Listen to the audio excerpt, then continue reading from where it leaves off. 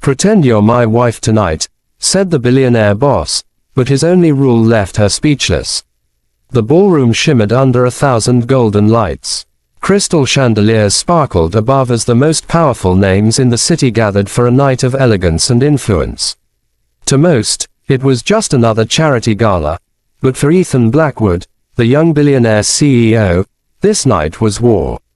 Every handshake, every smile, every whispered conversation mattered. His empire's future was on the line, and one wrong move could send it crumbling. But Ethan had a problem. For weeks, the press had been hounding him with rumors, stories that he was too cold, too unapproachable, too ruthless to ever settle down. Investors whispered doubts, questioning if a man so detached could truly lead a company into the future. And tonight, he knew every eye would be watching him. He needed to prove something. He needed someone by his side. That's when his gaze fell on her. Clara Evans, his personal assistant. She wasn't dressed like the women who graced events like these. Clara was practical, humble, grounded.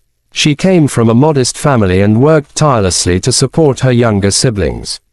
She never dreamed of rubbing shoulders with billionaires, let alone pretending to be married to one. But that night, Ethan made a decision that would change both their lives. He pulled her aside, his voice low but commanding. "Pretend you're my wife tonight." Clara froze. Her heart thundered in her chest. "What, sir? I can't." "You can," he interrupted firmly. His eyes locked onto hers, sharp but strangely desperate. "All you have to do is stay by my side. Smile when needed, speak when spoken to, and follow one rule." Clara swallowed hard. What rule? No falling in love. The words struck her like a blow. She blinked, stunned into silence. He said it so casually, as if it were the simplest thing in the world.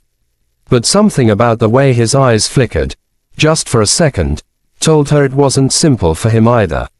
Still, she nodded. She owed him her job, her chance at building a better life for her siblings. If this was what he needed, she would play the part. The night began like a fairy tale. Clara entered the ballroom at Ethan's side, her plain dress suddenly transformed by the spotlight of attention. People turned, whispered, stared. She was no longer just the assistant. Tonight, she was Mrs. Blackwood. She smiled when she was supposed to, shook hands when introduced, and kept her posture perfect, exactly as Ethan had instructed. But what surprised her most was how naturally she fell into the role. She didn't have to pretend to care when he spoke. She already admired his brilliance. She didn't have to fake pride when people praised him. She had seen firsthand how hard he worked behind the cold exterior. Yet the hardest part was pretending her heart didn't race when he leaned closer to whisper in her ear, guiding her through the evening.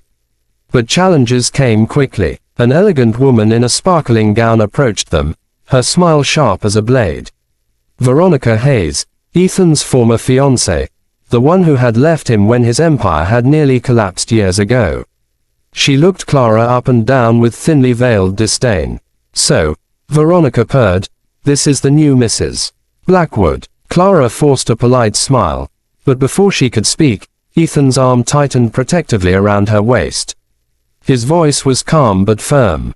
"Yes, she is." Clara's heart skipped. For the first time, she wondered if this was all just an act for Ethan, or if there was more behind the way he held her so close. The evening grew more complicated when investors began probing Clara with questions.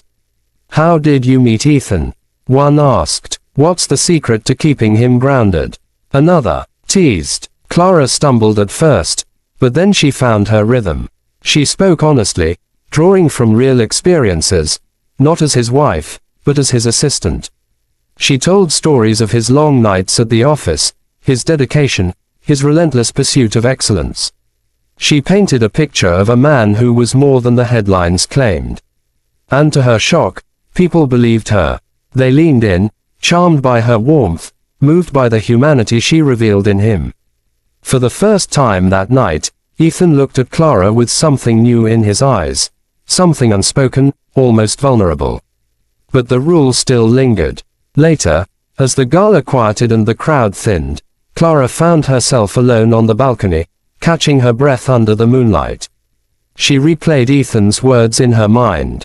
No falling in love. Why did it feel like the one rule she couldn't keep? She didn't hear him at first, but then his voice cut through the night. You were perfect tonight. She turned to see him standing there, his tie loosened, his expression softer than she had ever seen. For once, he didn't look like the untouchable billionaire. He looked like a man, tired, lonely, searching. I should thank you, he continued. They believed it, all of them, because of you. Clara smiled faintly. I only told the truth. Silence fell between them. The city light splitted in the distance, and the air felt heavy with something unsaid. Finally, Clara spoke, her voice trembling. That rule of yours. No falling in love. Why does it sound like you made it for yourself? Ethan froze. For a long moment, he didn't answer. His jaw tightened, his eyes clouded with a storm of emotions. Then, quietly, he admitted, because it already happened once. And I lost everything. Clara's heart ached. She wanted to reach for him, to tell him that not every love ends in loss. But she held back. This wasn't her moment to fix him. It was his journey to take. The challenges didn't end that night. Rumors continued to swirl. Veronica spread lies to the press, questioning Clara's background, mocking her modest upbringing. The board grew restless, doubting if Ethan's marriage was genuine. And Clara herself wrestled with guilt. Was she lying too, by pretending to be something she wasn't? But every trial only brought them closer. Ethan began to confide in her, revealing cracks in his armor no one else saw. Clara stood by him, not as his pretend wife, but as a woman who believed in him when the world doubted. Slowly, Ethan realized the truth. The rule he had set wasn't protecting him, it was chaining him. And Clara had already broken it simply by being herself. The turning point came weeks later at another gala. This time, when Veronica sneered at Clara, Ethan didn't just defend her. He took Clara's hand in front of everyone, lifted it gently, and said with unshakable certainty, "She isn't pretending. She's the best part of me." The room fell silent. Clara's breath caught in her throat. For the first time, Ethan broke his own rule. In the end, it wasn't wealth, power, or reputation that defined Ethan Blackwood. It was love, messy, unexpected, terrifying, but real. And Clara taught him that true strength wasn't in building walls but in letting someone in. The man who once swore off love found it again in the most unexpected place, right beside him all along. Message of the story. Sometimes the walls we build to protect ourselves only keep happiness out. Love is not weakness. It is the courage to trust again, even after pain.